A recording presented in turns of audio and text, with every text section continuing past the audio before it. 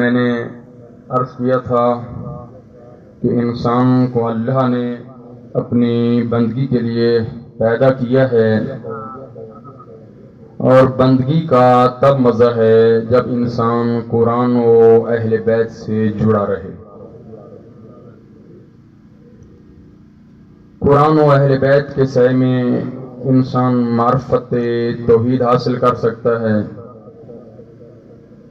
وحید ہی یہ ذریعہ ہے اللہ تک پہنچنے کا، قرآن و اہل بیت کہ جن کے بارے میں خدا بھی حدیث قدسی میں فرماتا ہوا نظر آتا ہے کہ میں نے کائنات کا ذرا ذرا ان کے لیے پیدا کیا۔ فاذکرونی اذکرکم واشکروا لی ولا تکفرون کی آیت کے یہ ہستیاں مصداق ہیں۔ اللہ فرماتا ہے جو میرا ذکر کرتا ہے میں بھی اس کا ذکر کرتا ہوں، اور میرا شکر کرو، کفر اختیار نہ کرو۔ صاف ظاہر ہے ان ہستیوں نے اپنے آپ کو توحید میں فنا کر دیا ہے، اور اللہ کی توحید کا پرچار کیا ہے، لوگوں کو بتایا ہے کہ اللہ کون ہے۔ ان کے ذریعے سے لوگوں نے اللہ کی معرفت حاصل کی ہے، تو یقیناً خدا بھی ان کے ذکر کو بلند کرتا ہے۔ جتنا انہوں نے اللہ کو یاد رکھا ہے اس سے زیادہ کئی گنا اللہ ان کو یاد کیا ہے۔ ان کنتم تحبون اللہ فاتبعونی یحببکم اللہ، جو اللہ سے محبت کرتا ہے اللہ بھی اس کے ساتھ محبت کرتا ہے۔ یہ محبت کی محبت ہوتی ہے، محبت ایک طرفہ نہیں ہوتی، محبت دو طرفہ ہوتی ہے۔ تو لہذا جو اللہ کے ساتھ محبت کرے اللہ بھی محبت کرتا ہے۔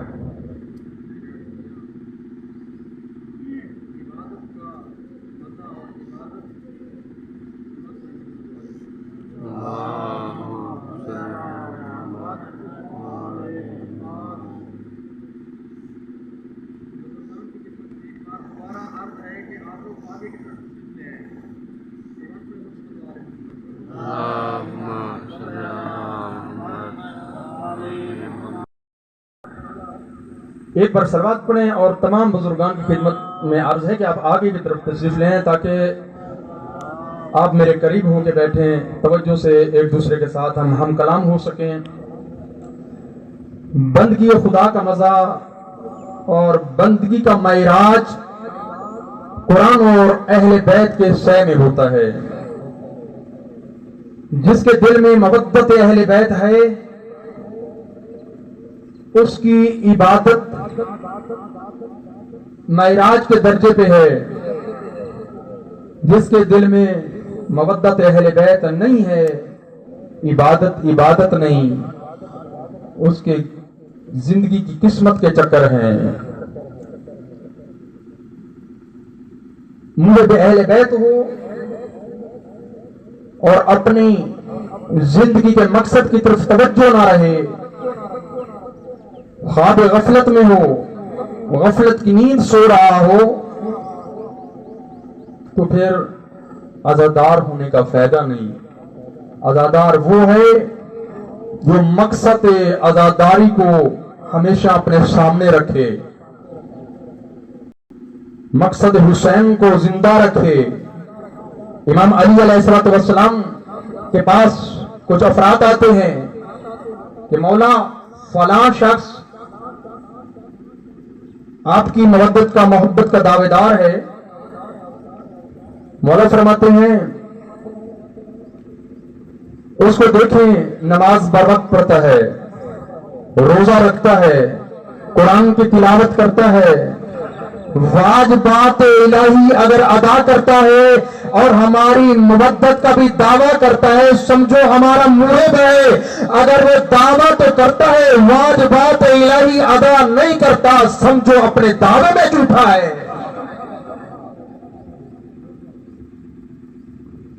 محب اہل بیت متقی ہوتا ہے.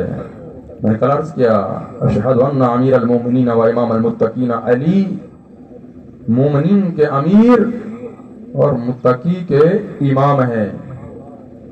علی بے نمازی کے امام نہیں، علی نمازی کے امام ہیں. ہمیں ہمیشہ اپنی زندگی کے مقصد کو سامنے رکھنا چاہیے.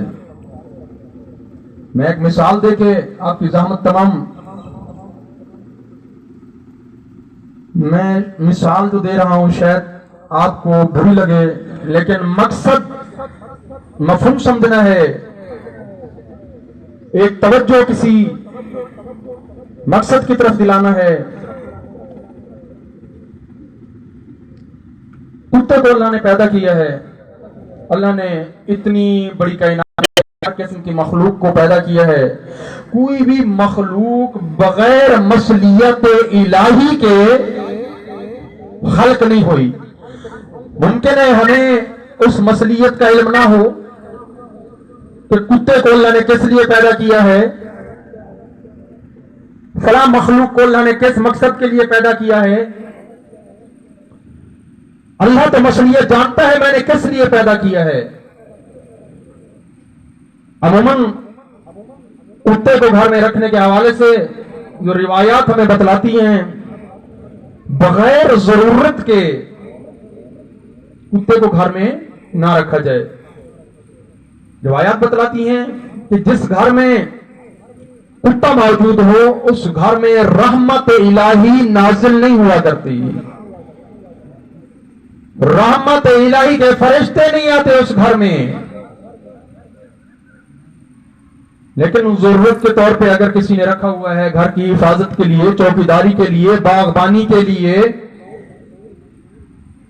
تو وہ استثنائی موارد ہیں. جب صاحب خانہ گھر سے باہر جاتا ہے تو یہی کتا گھر کی حفاظت کر رہا ہوتا ہے. اگر دروازے کے باہر سے، چار دیواری کے باہر سے کوئی آواز آتی ہے کتا بھونکنے لگ جاتا ہے. اور جب صاحب خانہ مالک واپس لوٹتا ہے گھر کی طرف، بیل دیتا ہے، دستک دیتا ہے، کتا حسب عادت جو اس کی ڈیوٹی تھی، جو اس کا فرض تھا، جس مقصد کے لیے مالک نے کتے کو گھر میں رکھا ہوا تھا، گھر کی حفاظت کرنا، اس نے حفاظت کرنی ہے، ڈیوٹی دے رہا ہے. حسب عادت بھونکنے لگ گیا، اسے پتہ نہیں مالک آیا ہوا ہے یا چور ہے، کوئی ڈکیت ہے. تو لہذا جیسے گھر کا دروازہ کھلا، مالک گھر میں انٹر ہوتا ہے، قدم رکھتا ہے، تو کتا فوراً پہچان لیتا ہے اس کی آواز کو، اپنے مالک کو پہچان لیتا ہے. دم ہلاتے ہوئے، دم مارتے ہوئے مالک کے قدموں میں بیٹھ جاتا ہے کہ میں نے آپ کو بھونکنا شروع کر دیا، پہچانا نہیں تھا. جیسے اس نے اپنے مالک کو پہچانا تو مالک کے قدموں میں بیٹھ کے دم ہلاتے ہوئے معافی مانگ رہا ہے. وہ اس کی ڈیوٹی تھی، بھولا نہیں تھا. اسے پتہ نہیں تھا مالک ہے یا کوئی اور ہے. وہ گھر کی حفاظت کے لیے بھونک رہا تھا. جیسے اسے مالک کی پہچان ہوئی، دم ہلاتے ہوئے مالک کے قدموں میں بیٹھ جاتا ہے. لیکن میں یہی کہتا ہوں کہ کتے کو اپنے مالک کی پہچان اور معرفت ہے، ہم انسانوں کو اپنے مالک حقیقی کی پہچان نہیں ہے. کتے کو اپنے مالک کی پہچان ہے. جو نماز نہیں پڑھتے میں ان سے مخاطب ہوں. آپ تو نمازی بیٹھے ہیں، آپ تو عزادار بیٹھے ہیں، آپ تو موالی بیٹھے ہیں، شیعہ حیدر اقرار بیٹھے ہیں. جو نام لیوا دعوے دار ہیں میں ان سے مخاطب ہوں. کتے کو اپنے مالک کی پہچان ہے، انسان کو اپنے مالک، خالق، رازق کی پہچان نہیں ہے. بس یہی میری معروضات تھی جو آپ کی خدمت میں نے عرض کی.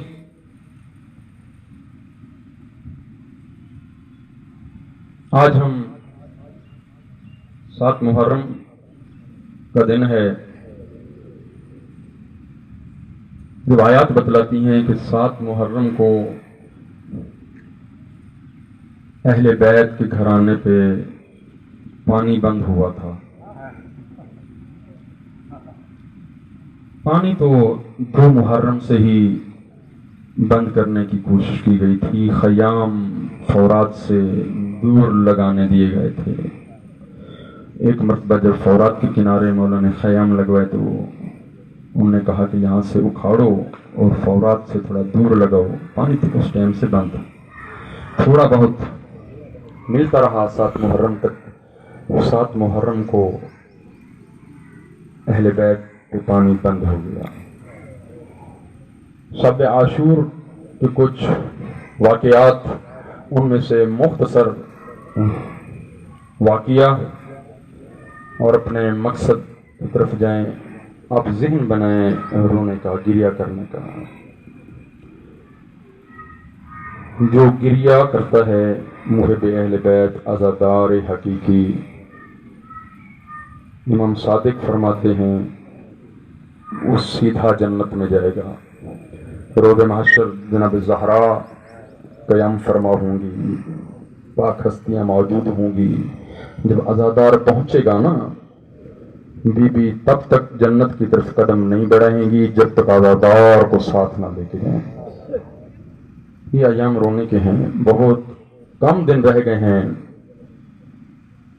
چند دن کا مہمان ہے زہرا کا لال۔ شب عاشور ہر بی بی اپنے جوان کو، اپنے مجاہد کو کل کے جہاد کے لیے تیار کر رہی ہے۔ شب عاشور ہاشمی جوان بھی تھے، سب مولا کے یار و انصار مددگار بھی موجود تھے۔ جب سب بی بی ام لیلہ علی اکبر کو تیار کر رہی تھی، ام فروہ قاسم کو تیار کر رہی تھی، جناب زینب اونو محمد کو تیار کر رہی تھی، ہر بی بی اپنے مجاہد کو صبح عاشور کے لیے، جہاد کے لیے تیار کر رہی تھی۔ ام رباب نے دیکھا کہ سب بی بی تیار کر رہی ہے، میں کس کو تیار کروں؟ بی بی رونے لگ گئی۔ علی اصغر کی ماں کا نام ہے ام رباب۔ بی بی روتی ہیں، رونے کا سبب امام حسین علیہ السلام پوچھتے ہیں، سیدہ زینب پوچھتی ہیں۔ ام رباب عرض کرتی ہیں اللہ نے مجھے سب کچھ دیا آپ کے گھرانے میں، اللہ نے مجھے 2 ایسی اولادیں عطا کی ہیں، ایک کا نام سکینہ ہے، نہ سکینہ جہاد کے لیے جا سکتی ہے جو کہ بیٹی کے اوپر جہاد ہے نہیں، اور ایک 6 مہینے کا علی اصغر ہے جو گھٹنوں کے بل بھی میدان کی طرف نہیں جا سکتا۔ عزادارو اجرکم علی اللہ۔ میں زبان حال میں کہوں گا، بی بی سکینہ نے ایسا جہاد کیا کہ یزید بھی حیران رہ گیا۔ سکینہ نے تماچے کھا کے جہاد کیے، علی اصغر نے ایسا جہاد کیا کہ عباس کے جہاد کو بھی دشمن بھول گئے تھے، علی اکبر کے جہاد کو بھی بھول گئے تھے، قاسم کے جہاد کو بھی بھول گئے تھے، حبیب ابن مظاہر کے جہاد کو بھی بھول گئے تھے۔ علی اصغر نے ایسا جہاد کیا کہ فوج اشقیاء بھی رونے لگ گئی۔ صبح عاشور ہوتی ہے، میں نے مختصر کر دیا، وقت کے دامن میں گنجائش نہیں ہے۔ آپ رونے کا ذہن بنائیں، ایک مرتبہ آپ اپنے ذہن کو لے جائیں مقتل کی طرف، کربلا کی طرف۔ صبح عاشور جب جہاد ہوتا رہا، لاشے پہ لاشے حسین اٹھا کے خیام کی طرف آتے رہے، ایک وقت وہ آیا کہ نہ قاسم رہا، نہ اکبر رہا، نہ عباس رہے، نہ اصحاب رہے، کوئی یار و مددگار نہ رہے، حسین تنہا بچ گئے۔ عزادارو مولا حسین نے استغاثہ بلند کرنا شروع کیا، حل من ناصر ینصرنا، ہے کچھ کوئی میری مدد کرنے والا، حل من مغیث یغیثنا، ہے کوئی زہرا جائیوں کے پردے بچانے والا۔ یہ استغاثے کی آواز روایات بتاتی ہیں کہ امام سجاد کے کانوں تک پہنچتے ہیں. امام سجاد بستر بیماری پہ تھے.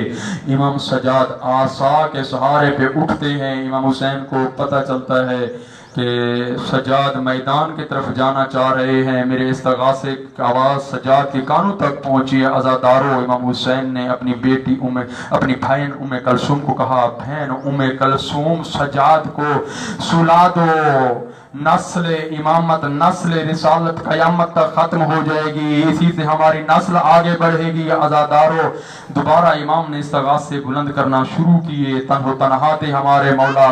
علی اکبر کی برچھی کا زخم تھا، عباس کے بازو کا زخم تھا، قاسم کی پامالی کا زخم تھا، اور محمد کے لاشے کا زخم تھا. عزادارو، اتنا زخموں سے چور چور حسین استغاثے بلند کر رہا ہے میدان کربلا میں. آواز استغاثے کی جناب علی اصغر کے کانوں تک پہنچی. روایت بتلاتی ہیں کہ علی اصغر 3 دن کے، میں نے عرض کیا کہ 7 محرم سے آج کے دن سے پانی بند ہوا شہداء کربلا کا. 3 دن سے علی اصغر پیاسے تھے، اور ان کی کیفیت یہ تھی جو مقتل کی روایات بتلاتی ہیں. تلذی کی حالت تھی. تلذی میں آپ کو سمجھانے کے لیے عرض کرتا چلوں، تلذی کی کیفیت اس صورت کو کہتے ہیں کہ جب مچھلی کو پانی سے باہر نکالا جائے، ایک مرتبہ پھڑپھڑاتی ہے اور حرکت کرتی ہے، اور اس کے بعد کبھی منہ کھولتی ہے کبھی بند کرتی ہے. جب وہ بھی طاقت ختم ہو جاتی ہے، پھر کبھی آنکھیں کھولتی ہے، کبھی نہیں کھول سکتی، کبھی منہ کھولتی ہے، کبھی بند کرتی ہے. ایک مرتبہ یکدم پھڑپھڑاتی ہے، پھر اس کی روح نکل جاتی ہے. اس کیفیت کو کہتے ہیں تلذی. جب علی اصغر کا پانی 7 محرم سے بند ہوا نا، علی اصغر تڑپتے رہے. جب یہ تڑپنے کی کیفیت بھی ختم ہو گئی، علی اصغر ایک مرتبہ مچھلی کی طرح کبھی منہ کھولتے بھی ہیں، کبھی بند بھی کرتے ہیں، کبھی آنکھیں کھولتے ہیں، کبھی بند کرتے ہیں. جب یہ کیفیت ہوئی علی اصغر کی ماں ام رباب فریاد کرنا شروع کیا. کوہرام برپا ہوا خیام میں. عزادارو، چند منٹس کی زحمت، آپ ایک مرتبہ ذہن کو لے جائیں کربلا. عزادارو، کوہرام برپا ہونا تھا. امام حسین کے کانوں تک اس کوہرام کا ماتم کی آواز پہنچنا تھی. امام حسین آتے ہیں خیام کی طرف، دیکھتے ہیں ام رباب اصغر کے جھولے کے اوپر گری ہوئی ہیں.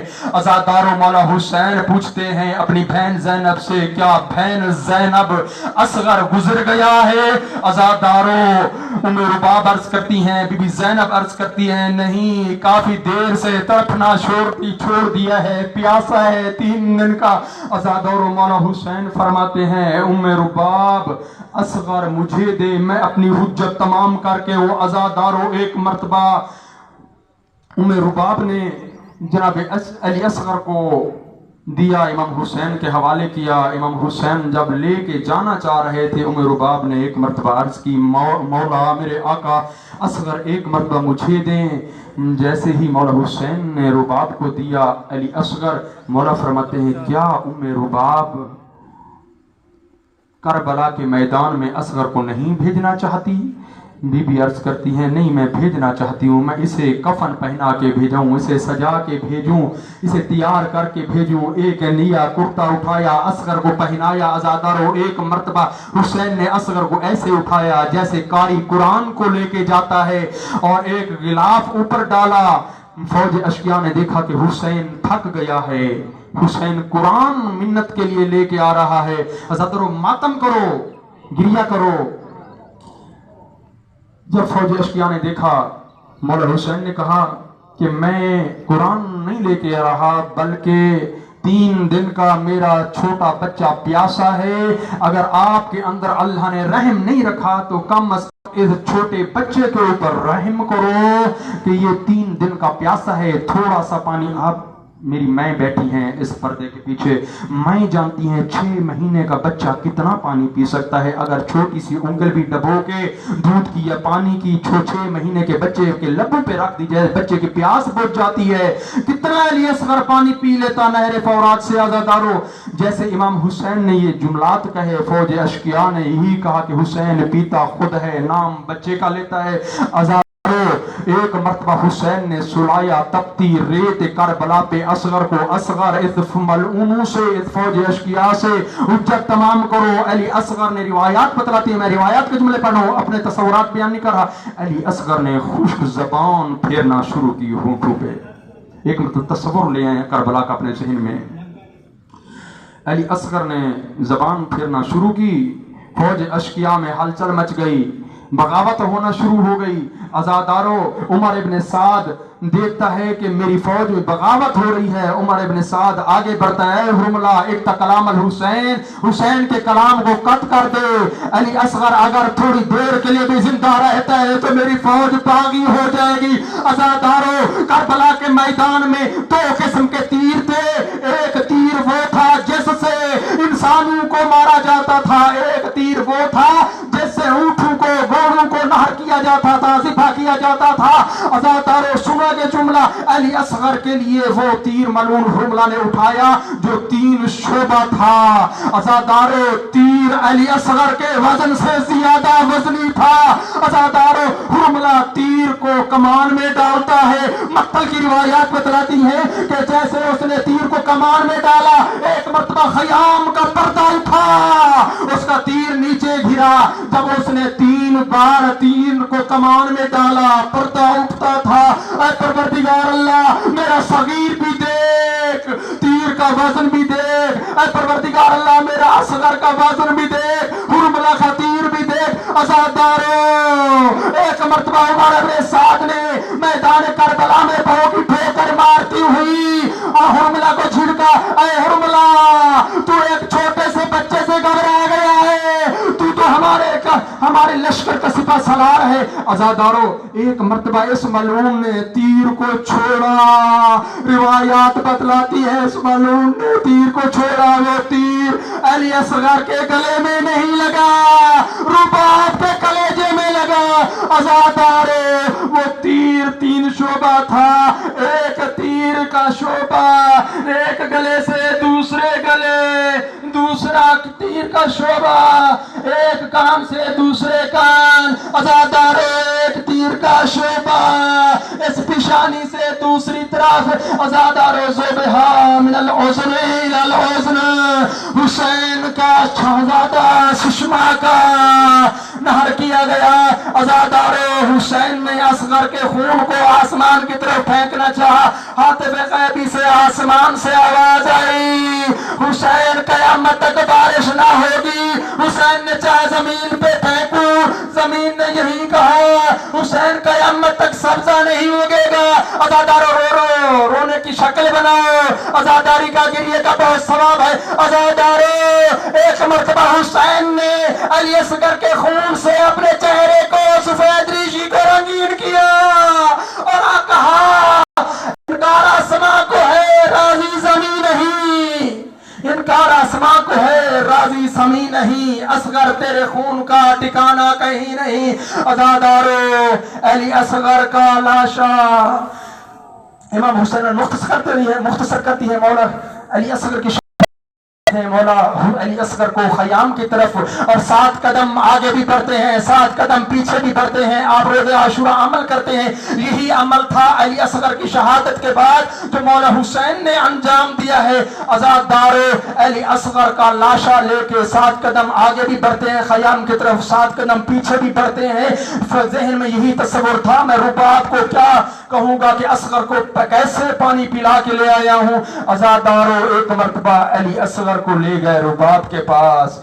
रुबाब ने देखा अली असगर की कैफियत, यही एक ही जुमला कहा, या बुनैया मिस्र का युनहर, ऐ मेरा बेटा तुझ जैसे बच्चों को भी नहर किया जाता है। अजादारो नन्ही सी कब्र खूद के असगर को गाड़ के शबीर उठ गड़े हुए दामन को झाड़ के। इन्ना लिल्लाहि व इन्ना इलैहि राजिऊन, लानतुल्लाहि अलल कौमिज़ ज़ालिमीन व सयअलमुल लज़ीना ज़लमू अय्युम मुनक़लिबिन।